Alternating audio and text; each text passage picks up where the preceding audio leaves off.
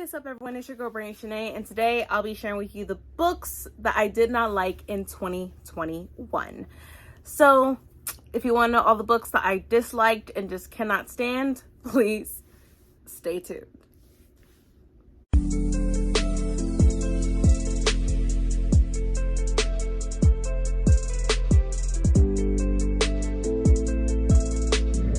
And I am back, and also if you're new to my channel, welcome. If not, welcome back. So let me just tell y'all right now, this video is definitely going to be interesting. These are books that I read in 2021 which I just could not stand or I just did not like.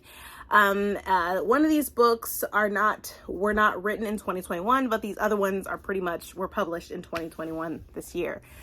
And right off to the start, let's start with Blackout. Yes, I didn't even finish the book. I DNF'd it. I did not enjoy this book whatsoever. It wasn't cohesive. And this book is following a lot of characters that I do like, a lot of the authors that I do like. Like, you have Danielle Clayton, you have Ashley Woodfolk, you have Tiffany G. Jackson, Angie Thomas, and I think Nick Stone is in this. I could be wrong, but I think so. And it was not cohesive at all. Like, I get the premise of the story, I know what they were going for, but I just felt like it wasn't executed at all, in my opinion. Like, some of these authors that were, involved in this book, you can tell they are not romance authors. And I feel like y'all should stick to y'all's thing that you're good at. I know you're trying to, dip and dab into, into romance, but I feel like you should stick to what you do best. I'm not trying to be mean or nothing, but it just wasn't cohesive. Now, I know a lot of people that loved it, but for me, I did not love it at all. Like I said, I know so many people that fell in love with this book, but I didn't. And then on top of that, I'm surprised that's going to be like a movie or something that Barack Obama and Michelle Obama is doing for it. Like, I didn't think it was that big, but I feel like with the marketing and stuff behind it, it made it portray that way. But I just did not like it. I DNF'd it. I didn't rate it, except that I just DNF'd it. I didn't count it as a book read because I didn't finish it, but I did DNF the book. And I just couldn't get into it. I was bored. It was just, let me just say, it wasn't for me. But yeah, so we have Blackout, which, yeah, I just couldn't stand it. Now, the next book that I want to talk about is the second book of the duology by Amanda Joy, and that is A Queen of Gilded Horns. This is one of my anticipated reads of 2021, and it wasn't hitting. Like, I was expecting so much more. So like, the first book was so amazing. Like, I love the main characters, I love the world, I love the love interest, and all that. I loved it, but like, literally I couldn't get into it. Like, Eva, I loved her in the first book. In the second book, it was okay. We talk about how, like, her mother's trying to kill Eva. The whole point of these two sisters coming together was actually for their mother's good, for her own purpose, on her mother having all this power, and then they're going to have to dethrone their mom altogether. But I just wasn't a fan of it. Like, I read this earlier in 2021, and literally I remember only a few things about the book because I wanted it to like just disappear out of my memory of reading this book, because I was expecting a little bit more. And the fact that I'm trying to have it disappear out of my memory is because I just want to remember the first book. That's all I want to remember. I mean, to be honest, if this was going to come out, I'd rather the first book just been it and just been a standalone, or some type of, something else where it just ended and that was it, rather than having the second book coming out and it did not do so well, like, as I wanted it to. Like, Amanda Joy, I loved Amanda Joy. Like, I loved her first book, but this book, I was very, very, very disappointed. But if you haven't read the duology, like the first book, which is A River of Royal Blood, you can definitely do that and then read this. Tell me what you think. Tell me what your thoughts are about it. But yeah, like I said, I couldn't get into it. It was just not what I expected from Amanda Joy. But I will be continuing on reading her books. I just think this wasn't her best work. But we'll see. Like I said, I will still read her work. I cannot wait for her next book, and we will go from there. But this is another book that I just did not like this year. Next book, we can all rant about this one for sure. There have been a lot of rants about this book all over BookTube, especially on lives about this, because literally reading this book made my skin crawl. It annoyed me. It upset me. Like, I finished the book. I'll just say that. I finished the book, but I'm mad that I even finished it because it was terrible at the end. Like, what happened? Like, was that the ending? This is supposed to be a standalone? Like, what? And I'm sure y'all already know what I'm talking about. It's White Smoke by Tiffany D. Jackson. Now, I love Tiffany D. Jackson. I read her for her first two books. You have Allegedly, you have Monday's Not Coming. You had the other books, Let Me Hear a Rhyme, which I have not read, and then Grown, that I have not read. It's on my shelves. It's been on my shelves for a while, and I have not read it, and I feel like I shouldn't. I don't want to read it right now because I already read a book earlier this year called Muted by Tamari Charles. I think that's what her name is. It's escaping my memory. But that same story, Muted, is pretty much the same as Grown. So I didn't want to read two books of the same. So maybe in 2022, I might actually read it and then give you my final thoughts about it. Like, I know people that loved it, and I know a lot of people that hated it. But White Smoke, let's get back to this. What was this? Like, Tiffany, like, I love your writing, but this was not it. We're following a girl, a Marigold, who pretty much wants weed all the time. I want weed. But also has this, I wouldn't say, I feel like it's, how do I say this? OCD. When I think that's how I portray it in the book, where she's talking, oh my gosh, we have bed bugs, and I'm like, oh my gosh, you're mentioning bed bugs, and it's making me itch, like, ugh. And then her wanting to weed all the time, and then trying to figure out, oh, I can go to this abandoned house and just grow my own weed. And I feel like with that, I felt like Tiffany lost the mark a little bit and did not do a lot of research about it, about how growing weed works and how you have a certain temperature, certain everything for how and when you grow weed. Unless Tiffany D. Jackson was taking it to the perspective of, this is a teenager, she just wants weed, so she's gonna try to attempt to grow weed, but in the back of Marigold's mind, she knows that it's not going to be a success. But I don't know. It was just a lot of things that weren't necessary that could have been taken out. And then I felt like at the very end, there was no type of solution, which I felt like that could have been added. Like, if it's going to be a standalone, definitely add something into it. You left us pretty much hanging like, okay, so what happened, everybody? What was the ending? Did Marigold and her family move back to like, what happened? So it left us hanging at the end.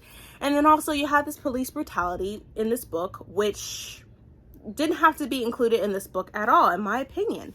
I just felt like that was just, she wanted to do something, or she wanted to add something into this book that had some action to it, I guess, if you want to even call that that, but it wasn't necessary. Like, it made me upset that it was even included in this book, because if you're going to include that, then you also should at least acknowledge it in the end of what happened to her after she was being assaulted by a police officer at her own school, having her head smashed into a locker. Like, like, if you're going to add that, you need to let us know what happens to her, or is that just it? She just went to jail, prison, whatever, and that's it.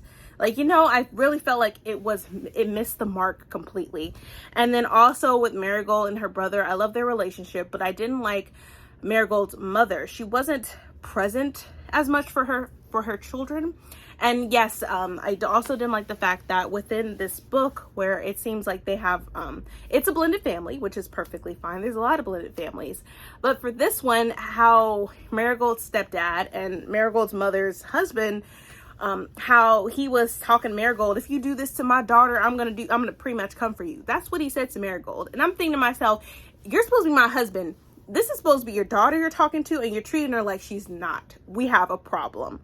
And that's one thing I will say, like, her mother stood up for her but not how I wanted her to stand up for her kids. Like, whoa, step back. This is my daughter. This is also your daughter as well. And you're talking to her as if she is not. Like she is a complete, total stranger. And I just did not like that at all. Like, that's one thing I didn't like. Like, and I feel like, yes, you have a blended family, but I also feel like if you're going to have a blended family, have the kids also like your soon-to-be husband or soon-to-be wife, you know, have them get to know them better before you just say, hey everybody, we got married, this is our family, and you have to accept him and he has to accept you and everything like that, and we can be a big happy family. I just think that wasn't executed properly. And it left a bad taste in my mouth. Like, for him to come for Marigold and have him speak to her in that tone and manner, I really was like, oh, no. That's when we were divorced. Oh, no, you're not going to talk to my daughter like that. You're not going to talk to my kids that way, period. Or we're going to have a problem. Me and you are going to have a problem. So this was my anticipated read of 2021. And I'm like, okay, Tiffany Jackson, we see you. You're going to be coming out with a horror/thriller type of book, which it was creepy. I will give her that. The book was very creepy. You know, it had me wondering, like, okay, what's going with their house? What's happening, you know? But then on another note, if you're moving to this house, if you're moving to any house, you want to know the history of this house, when it was built, who lived in this house, everything, all the history. That was not the case. They just moved into this house not knowing anything about the house or the town or the people, nothing. They just came out there just not knowing anything. And I'm like, okay, knowing me, if I'm moving somewhere completely out of my comfort zone, not knowing what's around me or who built my house or nothing like that, we have a problem. I do research. I'm not just going to say, oh yeah, I'll move into the house and not know nothing about the town, the people, or the house itself. Like, come on. Like, it missed the mark for me. I read this.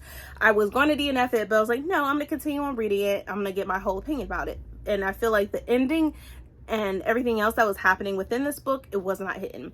It definitely was a big disappointment. I'm still like, but I'm still going to read Tiffany D. Jackson's her books, the rest of her books, because I felt like maybe she's going to redeem herself, or maybe this was, you know, this is her first time doing a thriller book or whatever you want to call it. So who knows? I'm going to still read her books and see what else she has in store for us. But this book was just not my cup of tea. But I mean, the cover is beautiful.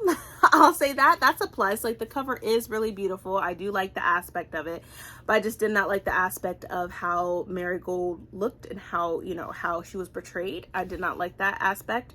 And yeah, so this is another book that I just did not like in 2021. Now, this next book, this was written in the year of, let me see when it was published. Actually, it was published in 2018 or 2017. I think it was 2018. And I'm still reading the ACOTAR series, and this is like the novella of it, and that is A Court of Frost and Starlight. I kept hearing a lot of pros and cons about the book, and I'm like, okay, I have the book, I have the entire ACOTAR series. Let me go ahead and just read this and see what the whole big deal about it is. And now I get it. It was a waste of time, waste of my time, a waste of precious time reading this book, because all it was talking about was the winter solstice, and like, oh, what am I gonna get Farah? What gifts am I gonna give to everybody? What gifts am I gonna give to Nesta and, you know, Cassian? What you know, what am I doing? So I was just like a little bit frustrated, and then, you know, we have a little bit of romance between Farah and Rysand, but overall, like, there was no point. So for all of you who have not read the ACOTAR series but want to, you can go ahead and not get this book. You don't have to. You're not going to miss not one single thing. I promise you. It has, like, read A Quarter of Thorn and Roses, A Quarter Mist and Fury, and A Quarter Wings of Ruin, and then go ahead and read A Court of Silver Flames. You can go ahead and skip this. You don't have to waste your money on it. Save your money on getting a different book, but you don't need to get this, because it's not going to make a difference of the story. You're not going to miss anything. I just felt like it was a waste. Now I get it. There was some details of how Nesta is pretty much dealing with her being a fae and having magic and having pretty much her family, well, her father gone, you know, from the war, and pretty much getting used to her new body as well, after being human for so long and then becoming a fae after she was thrown into the cauldron. I was so mad I wasted my time, and now I know why everybody was ranting about this book when it came out. And I feel like, Jesus, y'all were right. Why did I do this to myself? Why? But yeah, if you're going to read the ACOTAR series, you do not have to even get this book because it's not really relevant. It just gives you little tidbits here and there of Farah and Ryzand. You have Cassian still trying to have his moments, you know, trying to reach out to Nesta, see how she's doing.